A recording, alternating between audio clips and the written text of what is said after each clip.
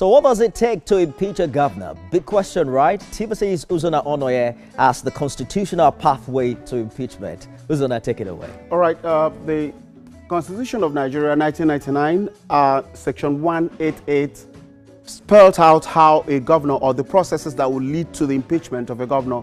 It starts with what has just happened today, where members of the House of Assembly will present a notice and containing the allegations against the governor to the Speaker. And then the Speaker will forward it to the governor for his response. And this will be done within 7 days. Note, within 7 days. It can happen in 1 day or more, but not less than 7 days. Subsection 3 of that same section of the Constitution, within 14 days of presentation of the notice, the Speaker of the House of Assembly, in this case, shall resolve by motion. The Assembly shall resolve by motion without any debate whether those allegations should be investigated or not. Now, the interesting part of that same whole process is in subsection 5, where within 7 days, again underline within 7 days, it could be in less than 2 days, but not more than 7 days, the Chief Judge of the state shall appoint a panel. There are 3 qualifications of people that should be on that panel. 1, people of unquestionable integrity. Secondly, must not be civil servants. And thirdly, must not be members of any political party.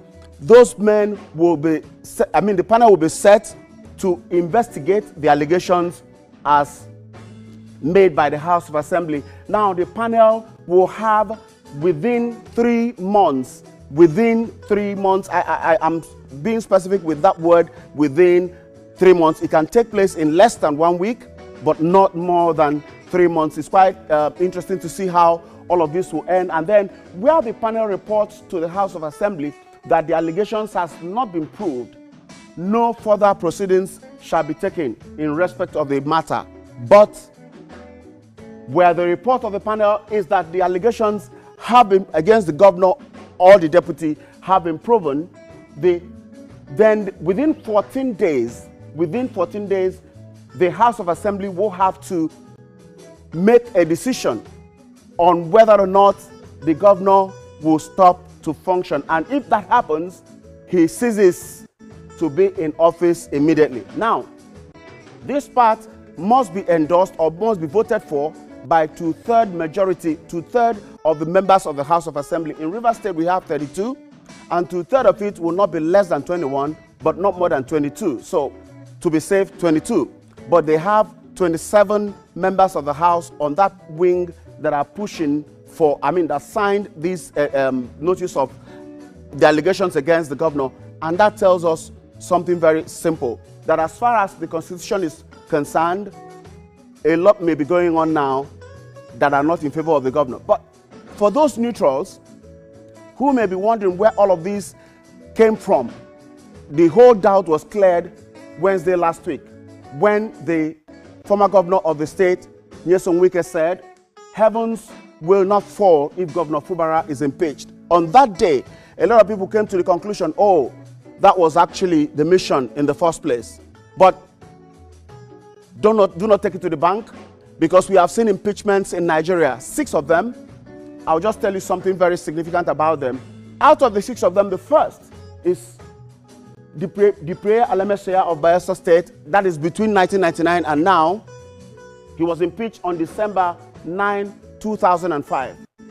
And apart from him, the other 5 governors, former governors that were impeached, all of them were reversed by the court.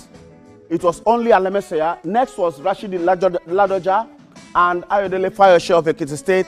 They were all impeached and reversed. And then Peter Obi of Anambra State, Joshua Dare of Plateau State, and Murtala Nyako of Adamawa State. All of these impeachments were reversed. 5 out of 6 were reversed. That suggests that just impeaching a governor or deputy may not be the end of the road, because there are other ingredients of the process that the court may be paying attention to that may not be open or understandable by the public just openly. But the process has started in Rivers State. I can tell you that for free. The process has started But where it will end, we may not be able to say, because the coming days will be very crucial. As we consider this, heavens will not fall. If the House of Assembly goes ahead to impeach the governor, we will watch to see whether the heavens will fall. And if it falls, how close it will get to the earth. But one thing is certain, some people will lose the battle and not win the war. Nifemi. Interesting analysis there. 6 impeachments in 26 years. But 2 things differentiate the issue in Rivers. The allegations is not only against Mr. Governor, it's also against his deputy. Are we likely going to see the first time seeing both of them removed from office? The chief judge, who now has the responsibility, as you mentioned, to set up a 7-man committee, is also being investigated by the same house. What do you see happen in the coming days? The responsibility of appointing a chief judge does not lie in the hands of the House of Assembly. So if the current chief judge is disqualified for whatever reason and by whatever condition, the governor, who is still in power, will have the responsibility of appointing a new chief judge in collaboration with the NJC.